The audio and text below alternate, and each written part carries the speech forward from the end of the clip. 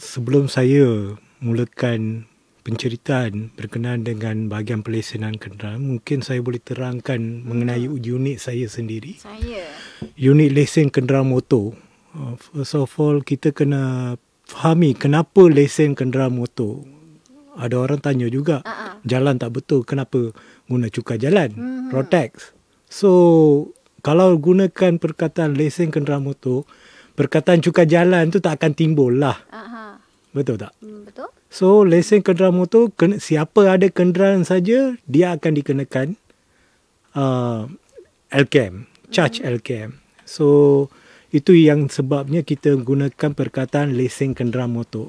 So, ada juga kata, kat sini tak ada jalan, kenapa you kenakan cukai jalan kan? So, lesen kenderaan motor adalah perkataan yang paling sesuai.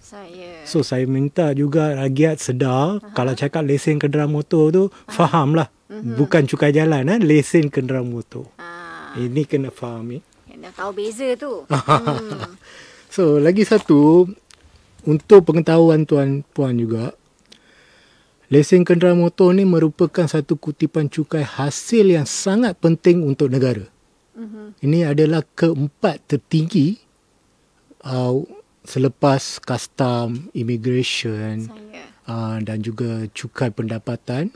The fourth adalah lesen kenderaan motor. Dia punya hasil adalah paling tinggi dan ianya memberi kesan kepada bajet negara. So, saya mohon siapa yang tak bayar lesen kenderaan motor ni, tolonglah bayar. Pasal kita dapati ramai juga tidak membuat pembaruan lesen kenderaan motor, saya tak guna. Tapi maksudnya, anda telah memberi kesan terhadap bajet negara. Kalau kerajaan mahu memberikan bantuan kepada rakyat semua, kita perlukan hasil. So, hasil tu yang paling penting tu kena tengok yang mana yang paling penting di sana. Lesen kenderaan motor adalah salah satu daripadanya. Okey. Walaupun kita mengenakan lesen kenderaan motor, kita juga memberikan beberapa pengecualian juga. Ini kena faham. Kita bukan saja mengenakan cukai, tidak memberikan pengecualian dekat mana-mana.